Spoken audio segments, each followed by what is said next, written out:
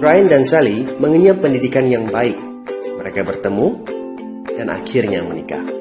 Mereka memiliki pekerjaan yang baik. Brian memiliki jabatan tinggi di sebuah perusahaan multinasional, berpenghasilan besar, mendapat fasilitas dari kantor berupa mobil dan rumah. Mereka sangat menikmati hidup. Sering nongkrong bersama di coffee shop sepulang kantor, nonton di bioskop, mampu membeli baju dan tas yang matching, dan pergi berlibur sesekali. Tapi, kenyataan sebenarnya tidaklah demikian. Hutang kartu kredit mereka terus menumpuk tak berujung. Setiap akhir bulan merasa kehabisan uang. Mereka memiliki barang-barang bagus, tetapi tabungan masa depan kacau balau. Brian dengan mudah membeli ini, tapi bukan ini.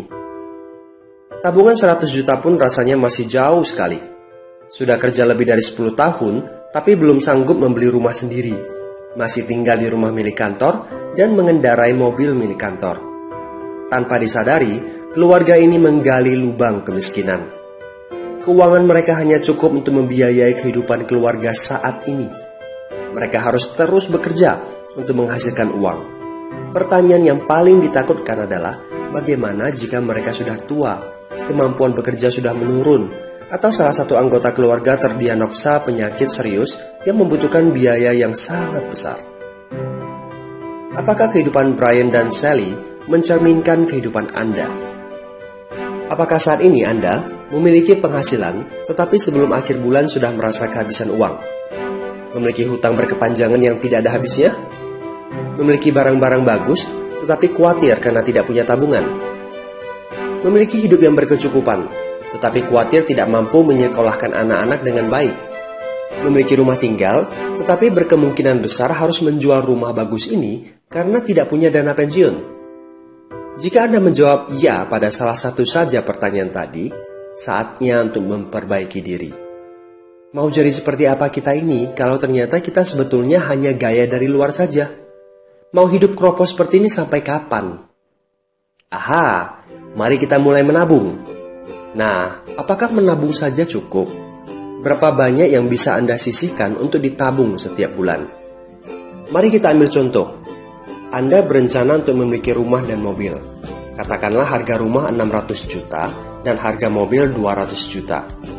Jika Anda mampu menabung 5 juta per bulan, Anda membutuhkan 13 tahun untuk mendapatkan angka 800 juta.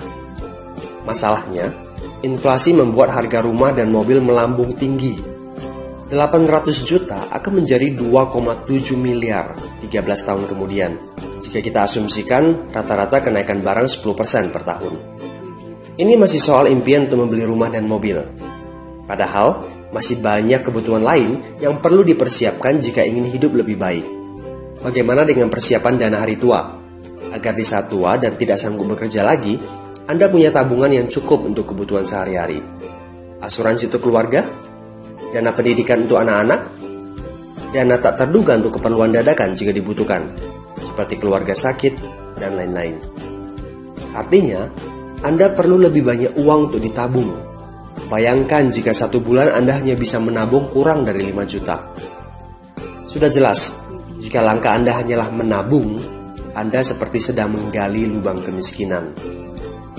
Hal utama yang perlu Anda lakukan adalah meningkatkan penghasilan Anda. Anda mungkin bertanya bagaimana saya bisa melakukan itu dengan segala kesibukan yang saya miliki sekarang. Apakah saya bisa tetap mencari income tambahan di luar sana tanpa mengganggu pekerjaan utama saya? Seandainya bisa, apa yang bisa saya kerjakan saat ini? Nah, langkah pertama yang perlu Anda lakukan saat ini adalah menghubungi teman yang menunjukkan video ini kepada Anda. Dia punya akses untuk jawaban dari pertanyaan Anda. Informasi, itu yang Anda butuhkan saat ini.